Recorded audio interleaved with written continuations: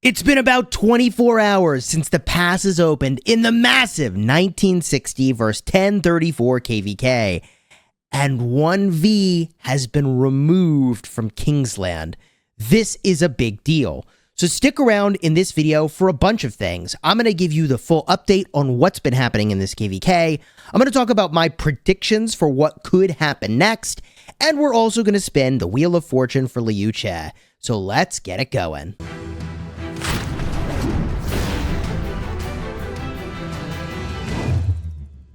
Hello, my friends, and welcome back. I'm Chisgule Gaming, and it is really crazy to see that 1V and all of 1034, I think, has at this point been removed from Kingsland by 1960. And this legendary fight, people have been wanting to watch ever since those guys started to duke it out in Ark of Osiris League. And, you know, the sort of veiled threat from 1960 was, yeah, well, we'd beat you in KVK. And well, here we are in a 3 versus 5 Imperium KVK, and 1960 has done some serious work. Now, you may remember 1V had this land coming off of the wall jump over here, and it was very contentious when I was live streaming this yesterday, but 1960 has pushed multiple flags down all the way to the pass, and this is extremely meaningful. The fact that 1034 cannot actually get into the fight except through the pass is a massive handicap and is a huge win for 1960. Absolutely. You can see the final flag here being burned out. That is from PLA. PLA is a 12 billion power alliance now. They've dropped a lot of power. They were 15 billion power, and this is a group that I actually fought against in a previous KVK, and they migrated into 1034 to form the new super kingdom with 1034. So this is a big deal on this side of the map, but this is not all that happened. A number of other things took place. Let's start to shift toward the middle of the map. You see, 2268 still holds a massive amount of land here, and they now hold the overwhelming burden of trying to contain 1960. I'm going to talk about why I think that is so important in just a bit. But one other thing that has happened that is very meaningful is that they cleared the way for 2891 to start to do stuff as well. Now, 2891 has been losing some ground here. So they were pushing forward, and now they're getting pushed backward by the Lost Temple over here, or really the Zig. So this portion of the battlefield is extremely meaningful because you really need 2891 to be fully addressing this group of alliances in purple. But instead, you've got 2268 also being a buffer here, and you can see they're not doing the fighting over here.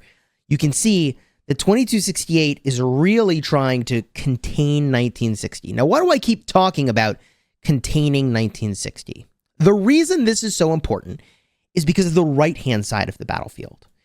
So in the right-hand side of things, GV77 was getting pushed. And I thought that the folks up top over here in 1671 were kind of getting pushed as well. But overnight, they were able to sort of regain ground. This is all extremely meaningful. What needs to happen for the 1034 group of kingdoms to win, the group of 5 kingdoms, is that they need to kind of contain 1960 and win the other side of the map, and then sweep in to sort of group up on 1960. The thing about 1960 is that they're bottomless resources, bottomless speed-ups, and against bottomless resources and speed-ups, you really cannot win the long fight. So the longer this goes, without smashing down the allies of 1960, the harder it will be to sort of beat 1960, because they're going to continue to push their way through and gain ground.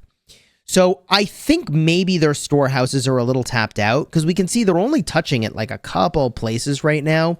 So they may be sort of adjusting and assessing how exactly do we attack in the most meaningful way. And, you know, if I had to get a look at this, I would say that just sort of cutting down this way will be the most efficient way to attack 2268 anyways. Just kind of cut this whole line to the right, let your allies swing down and deal with 2891. And at that point, the collapse of this territory would be absolutely massive.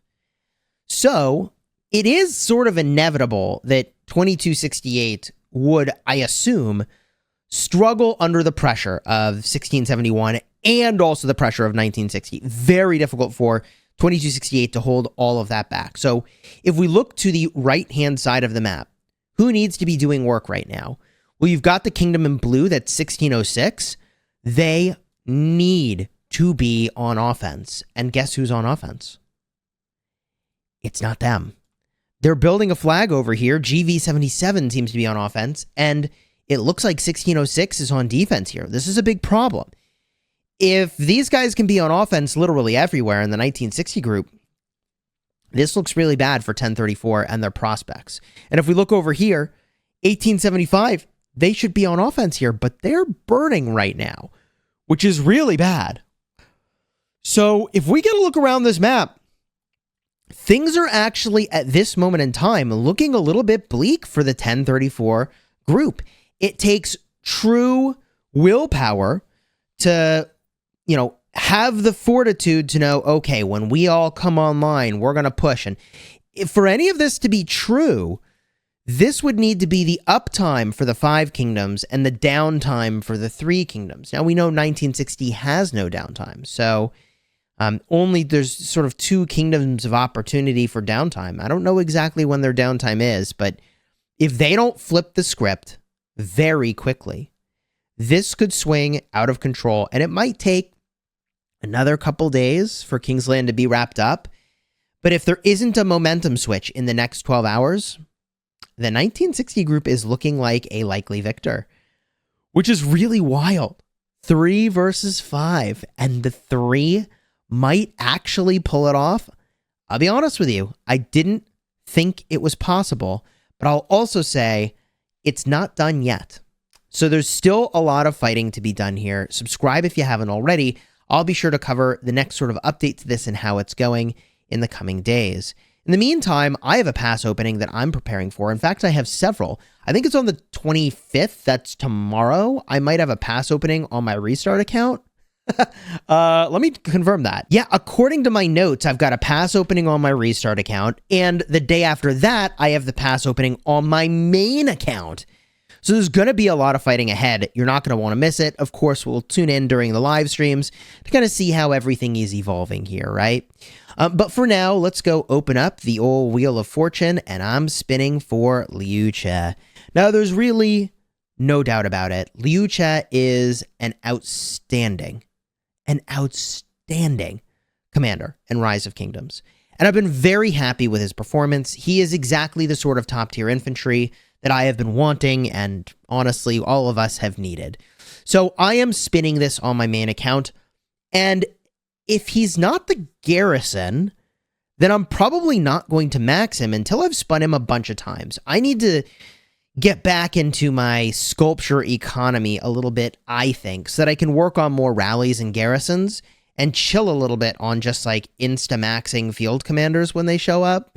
That's like costing me a lot of sculptures, and the opportunity cost is the ability to do rally and garrison stuff. But like, I also have a suspicion that although Gorgo isn't here yet, when she shows up on Saturday, I'll do some live streaming testing her in garrison capacity and open field, hopefully. But I suspect that Gorgo and Liu Che may end up being the garrison together. And if that's true, well, then the next time the wheel comes around, I guess I'll be maxing them both, and it is what it is, right? That also assumes I unlock Gorgo, which, I'll have to do a bunch of field fighting in order to make that a reality. So let's keep on spinning Liu Che here and see how many sculptures we end up getting. I'm hoping to land on some 8 spots, obviously. Right now, I think I do have 1,800 sculptures, which is a very good number to have. It would let me invest in this meta if it showed up. That would drop me down, at least 1,300 sculptures. So I'd have about 500 sculptures left for whatever the next meta is. And that, by the way, I think is really indicative. If you aren't saving for future metas, man, let me tell you, it is so powerful to max whatever's good right now for the KVK that you're fighting in right now, especially if you're a rally lead or a garrison captain. If you are a field fighter, maxing commanders does do something important for you. What maxing commanders does is it gives you efficiency. It gives you efficiency of your speed ups and efficiency of your resources. You trade better.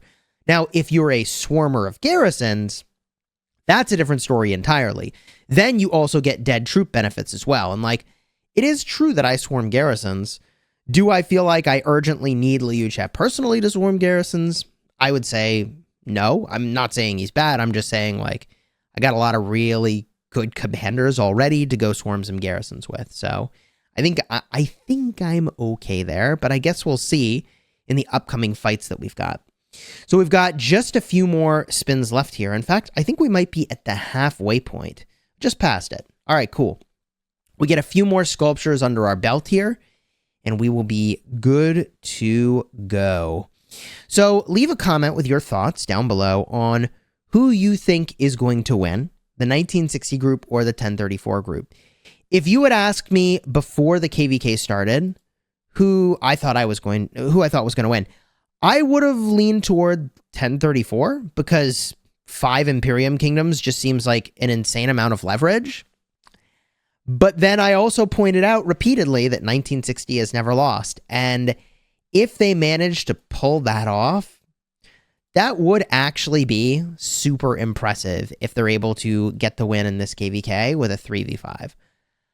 And I think the longer it goes, as I was mentioning, the more likely it is that the field capacity and morale of all these other groups diminishes, and then 1960 carries on to get that dub.